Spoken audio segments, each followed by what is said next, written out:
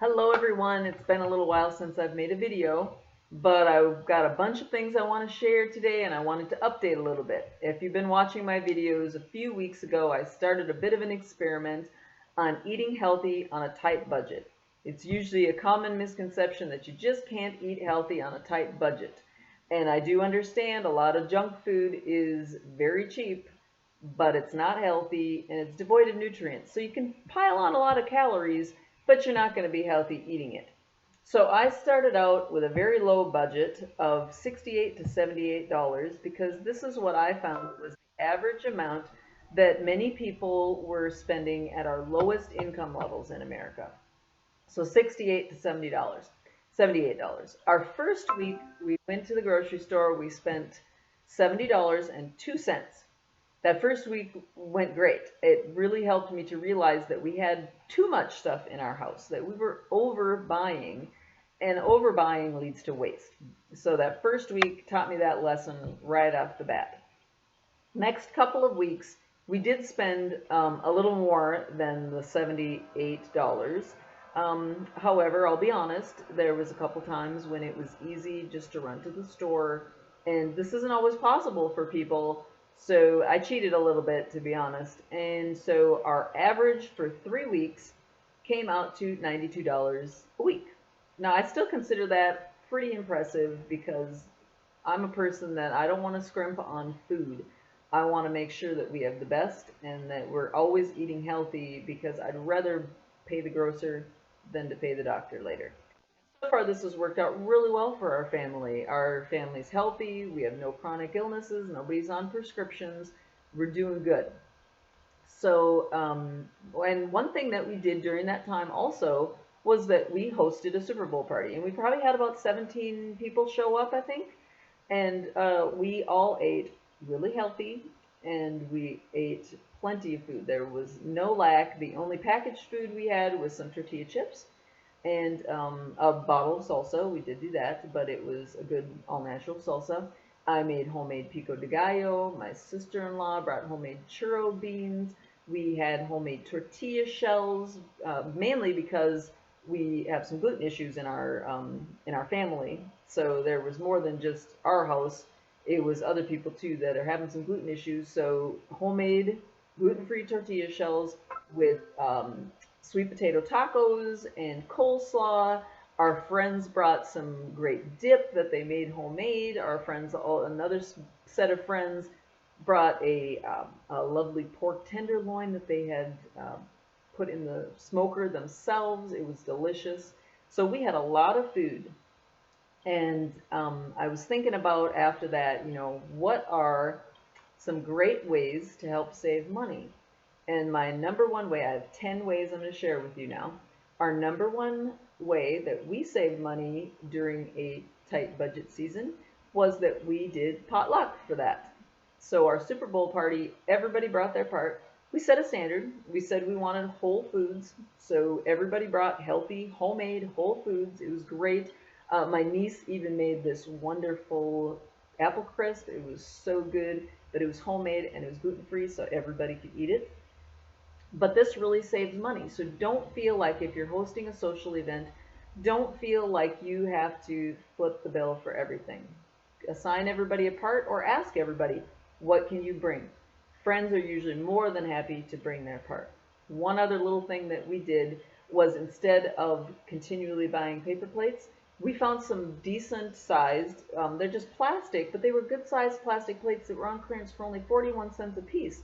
So we bought like a stack of 20 plates for only $8. Now, how many paper plates can I really buy for $8? Now I've got these, I can use them long term, they're going to last a long time. So those are some things to consider when saving money. I know you need a place to store those kinds of things, but rather than wasting the money on paper plates all the time, you've got these nice reusable plates, and you can pull them out every time you have a gathering. So that's my number one way that I want to share for saving money. Number two is to shop your bulk sections. I like the bulk sections for a couple of reasons. You can buy as much as you want or as little as you want. Now, as much as you want means that I can stock up when there's, a good deal on nuts, seeds, dried fruit, Sometimes you can find nutritional yeast. There's a lot of good stuff that you can usually find. There's a spice sections at some places. You know, I've got a pretty good bulk section at my grocery store. But check those out because it also helps, you know, not just when you want to stock up, but if you just need a little bit of something and a whole bag is too much, you know, maybe whatever's on the shelf is too big and you don't want it to go to waste, go find it in your bulk section and you can just buy the little bit that you need for the recipe and nothing's going to go to waste. So that's number 2, shop bulk. Number 3 is shop your outlet stores, your clearance, and your overstock stores. These can be great for finding food items. I know a lot of people probably think of going to like Burlington, TJ Maxx, Ross, those kind of places. They think of going there for clothing. But you know what? They have great health and beauty sections that offer some good brand names that don't have the chemicals, the toxic chemicals in them. But they also sometimes some of the places have some really good food sections. I find things like chia seeds and flax seeds all the time in nice big, like a whole pound bag for really good prices.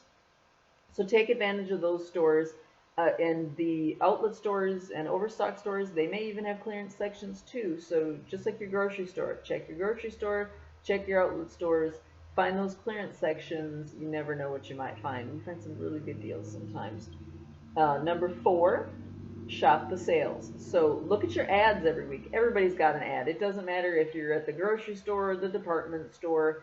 You know, some of your department stores offer grocery sections as well as their normal, you know, everything else everyday kind of store.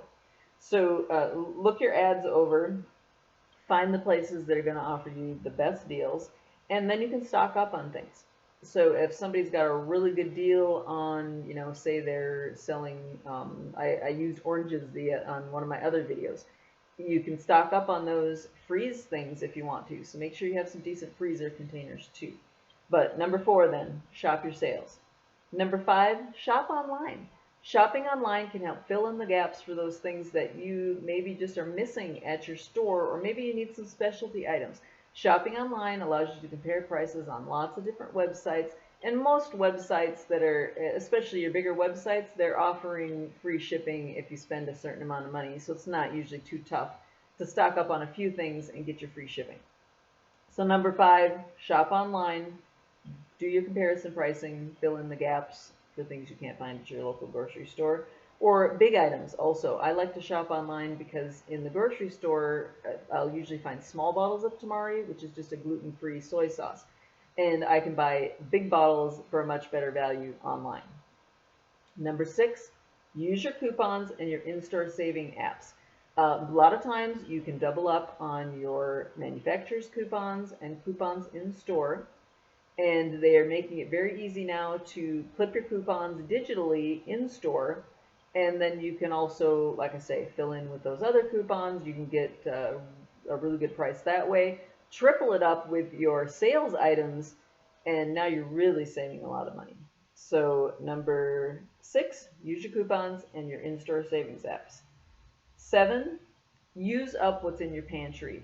Don't let your pantry become a catch-all that has all these, you know, I got a little bit of this, I got a little bit of that. You need to go through your pantries, use up those things, take inventory every so often, because food that goes bad, you know, do the same in your refrigerator. Food that spoils and food that is stale and ends up in the trash can is always a waste. So number 7, use up what's in your pantry. Number 8, learn to cook and bake. Nobody needs to be a master chef to be able to do this. Get a few easy recipes. Find a friend that likes to cook. A lot of us, I think, have friends that we know are a good baker or a good chef. Have them help you. I'm sure they wouldn't mind, you know, teaching you a few tricks in the kitchen. And it's always cheaper to do things that way. You know, if you go buy a box of cookies, maybe is a bad example. But a box of cookies out of the bakery is going to cost you a few dollars, whereas you can buy a big bag of flour, you can buy a big bag of sugar, and it may be a little more of an investment up front, but in the long run, you're going to cook from scratch and you can make a lot more cookies than what you could, and now they're healthier. Same goes for the things that you can cook on your stove and in, you know, anything else that you might cook in your oven. When you bake from scratch and when you cook from scratch, it's going to save you money. So learn how to cook and bake. That's number 8. Number 9, buy the best that you can afford. A bag of potatoes is still cheaper and healthier than a bag of potato chips. And I know sometimes people find good deals on junk food, like I said, but junk food is high calorie, devoid of nutrients. So I can go to my produce section, I can buy the things I need, and get a really good, healthy meal versus something that's just high in calories, no nutrients. And it's okay. If you can't afford organic, you do the best with what you've got. So number 9, buy the best you can afford. And then 10, do your research.